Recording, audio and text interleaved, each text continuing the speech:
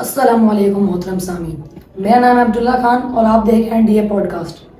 تو آج ہمارے ساتھ ایک ایسی معروف شخصیت ہیں جنہوں نے خدمت خلق میں ہر جگہ اپنا کردار نمایاں دکھایا، پھر چاہے وہ سیلاب ہو، آندھی ہو، طوفان ہو، بارش ہو، ہر جگہ لوگوں کے دکھ سکھ میں شامل رہے ہیں، اور وہ اور کوئی نہیں ہمارے ریحان بھائی ہیں۔ السلام علیکم ریحان بھائی، کیسے ہیں آپ؟ خیریت، اللہ کا بڑا کرم، شکر ہے مالک کا احسان ہے۔ سب سے پہلے تو آپ کا بہت بہت شکریہ کہ آپ نے اپنے قیمتی وقت میں سے ہمارے لیے وقت نکالا اور ہمارے پاس آئے۔ آپ کا بھی سب کا شکریہ جو آپ نے عزت بخشی اور مجھے مدعو کیا اس پروگرام کے لیے۔ تو ہمارے کچھ سوالات ہیں جو ہم بھی جاننا چاہتے ہیں اور اکثر لوگ بھی پوچھتے ہیں، تو ہم آپ سے سوالات پوچھیں، کوشش کریں گے آپ جواب دیں اس کے۔ سب سے پہلے تو آپ کو خدمت خلق کی طرف کس چیز نے سب سے پہلے قائل کیا تھا؟ سب سے پہلے بسم اللہ الرحمن الرحیم، سب سے پہلے تو یہ ہے کہ ہر انسان میں یہ جذبہ ہوتا ہے کہ میں انسانیت دکھی انسانیت کی خدمت کروں، لیکن یہ کہ اچھا پلیٹ فارم کا مل جانا اور اس کے اندر سے اور جو وہ تکلیفیں اور جو چیزیں دیکھتا ہے تو اس کو احساس ہوتا ہے، پھر وہ چاہتا ہے کہ جب اس کو اللہ صلاحیت دیتا ہے تو وہ یہ چاہتا ہے کہ یہ تکلیفیں، یہ درد کسی دوسرے میں محسوس کرتا ہے تو اس کی مدد کرنے کی سوچتا ہے۔ اسی طریقے سے میں نے اپنی لائف گزاری، تو 9 ایئر کی ایج میں میرے والد صاحب کی ڈیتھ ہوئی، تو ہم نے مشکلات دیکھی اور ایسا ایک پلیٹ فارم ملا، اس کے ذریعے خدمت کرتے رہتے تھے، لیکن جذبہ ہوا، پھر آہستہ آہستہ اس کی طرف دل میں ہوتا گیا، بڑھتا گیا، پھر اس کام کو آگے بڑھاتے گئے۔ ماشاءاللہ، بہت خوب۔ آپ کے نزدیک اصل لیڈر کون ہے؟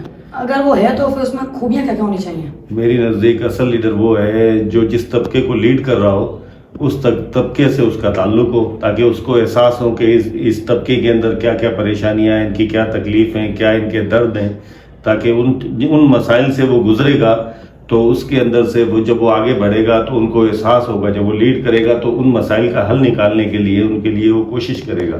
وہی لیڈر ہے جو جس کو احساس ہو اور اپنے نچلے طبقے سے جائے اور اوپر تک جا کے ان کے وہ جو تکلیفیں ہیں، درد ہیں، علاقے کے، قوم کے جو بھی مسائل ہوتے ہیں، جس چیز کے مقصد کو لیڈ کرتا ہے وہ اس کو پائے تکمیل تک پہنچائے اور اس کو کامیابی حاصل کرے، اس کو میری نظر میں اصل لیڈر کہا جاتا ہے۔ کبھی آپ کے ساتھ کوئی خدمت خلق کا ایسا واقعہ پیش آیا جو آپ کے دل میں نقش کر گیا ہو؟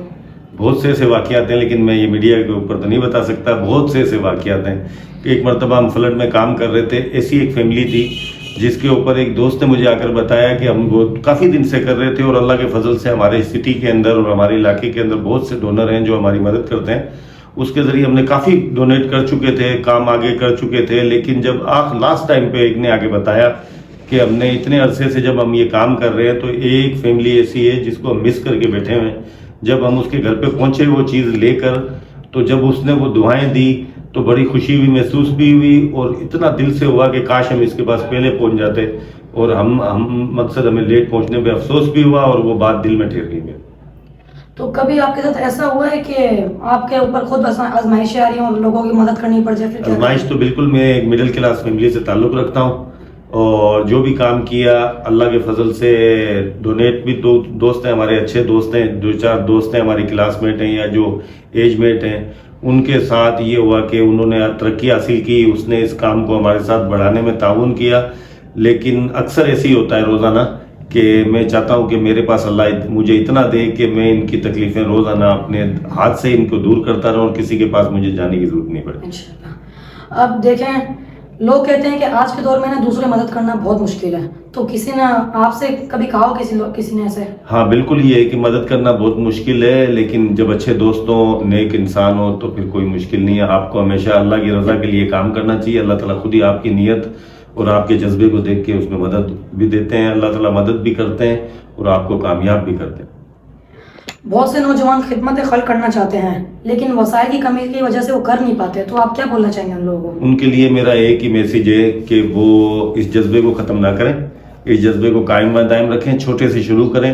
انشاءاللہ آپ کی نیت کو دیکھ کر نیت صاف ہوگی تو اللہ تعالیٰ آپ کی مدد کرے گا اور لوگوں کے دلوں میں آپ کی محبت ڈالے گا۔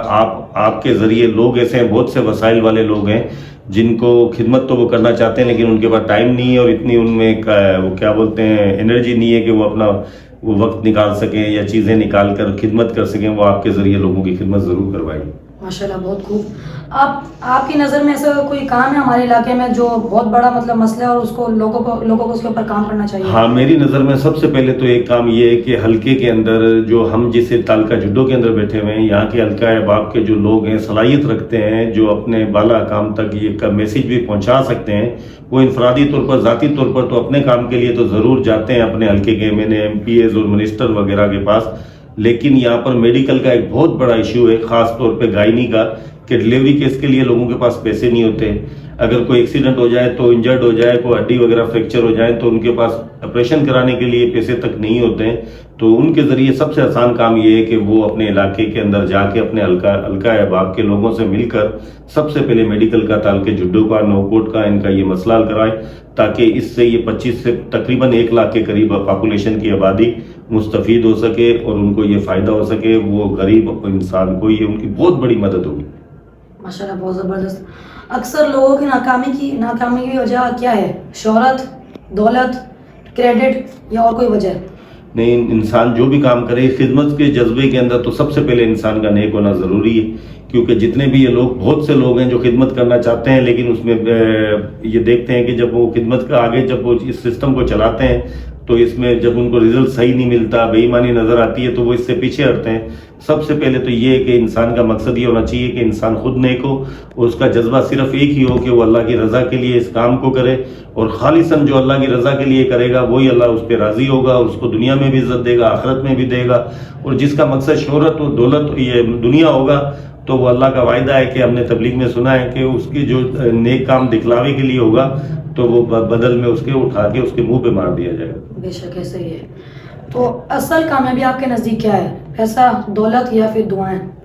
सबसे मेरी नज़दीक तो कामयाबी है कि अल्लाह को राज़ी करना, और अल्लाह राज़ी हो जाए तो इंसान दोनों जहानों में कामयाब है, और दूसरा दुआएं। माशाल्लाह, बहुत खूब। अब आपसे आखिरी सवाल ये, फिर आपको अलविदा कहेंगे हम। अगर आप बहुत ज़्यादा टेंशन में होते हैं तो आप क्या करते हैं? कोई सैर व तफरीह या और कोई चीज़? टेंशन में तो अल्लाह का फजल है, शुक्र है मालिक का, टेंशन तो नहीं होती। दूसरों के लिए ज़रूर टेंशन होती है। पूरी मेरी फैमिली भी डिस्टर्ब रहती है इस वजह से कि आप दूसरे को कामों में लगे रहते हो, अपने घर को टाइम कम देते हो। लेकिन यही टेंशन है, अल्लाह ताला कामयाब करे दुनिया आखिरत दोनों में।